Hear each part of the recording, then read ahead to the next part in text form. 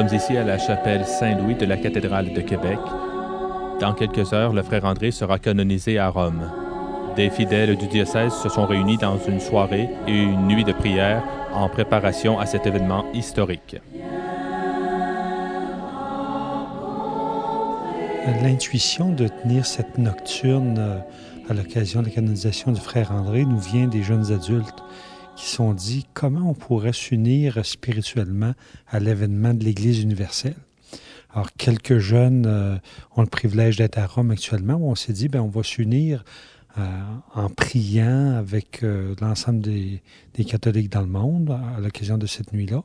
Puis on s'est dit, il y a toujours un défi pour les jeunes de passer une nuit blanche, mais pour eux autres, une nuit blanche devant le Seigneur, alors ça a tout un sens spirituel.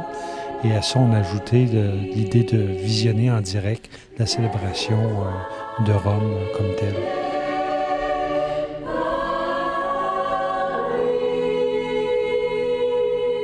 Pour ma part, la canonisation du frère André, c'est un événement qui me remplit de joie parce que c'est un homme de chez nous, un Canadien-Français, mais aussi parce que c'est un modèle d'humilité pour l'Église de notre pays, mais aussi pour l'Église universelle.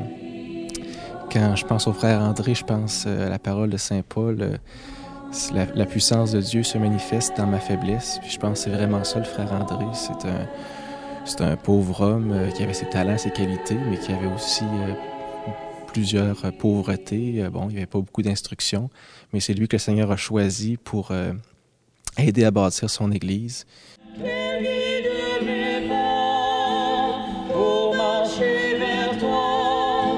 La soirée de prière a débuté par une messe célébrée par Monseigneur Gérald de Cyprien Lacroix.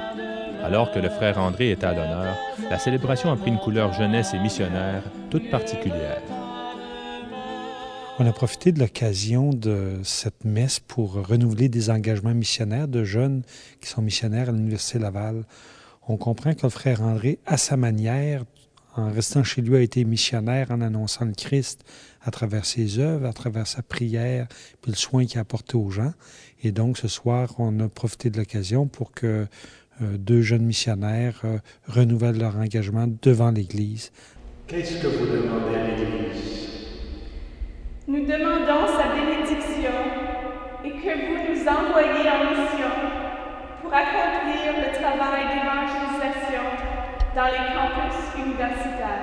L'Église, ce soir, nous a envoyés en mission pour aller, pour répondre à sa mission de faire de chaque personne un disciple. Et le fait que c'était le soir même, la veille de la canonisation du frère André, cette coïncidence, disons, c'est plus qu'une coïncidence pour nous. C'est vraiment significatif qu'on peut suivre dans les pas du frère André, qu'on peut le prendre comme exemple. Lui qui s'est tout donné au Seigneur, tout simplement, de sa manière particulière. Il avait été appelé, ses dons uniques, sa façon unique de servir le Seigneur. Et j'espère pouvoir répondre comme lui à l'appel du Seigneur. Chers amis, n'est-ce pas ce qu'a fait le bienheureux frère André, qui demain sera proclamé saint, en quelques heures à peine. Toute sa vie, cet homme, frère, orphelin de père et de mère à 12 ans, sans éducation formelle, a vécu dans la confiance et dans la foi.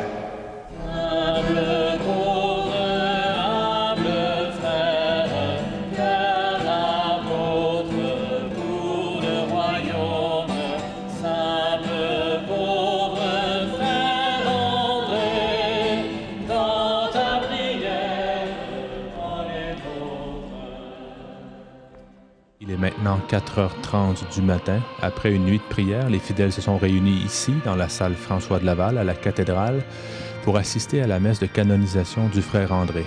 C'est avec beaucoup d'émotion que chacun suit cette consécration ultime de cet homme bien de chez nous, Saint Frère André.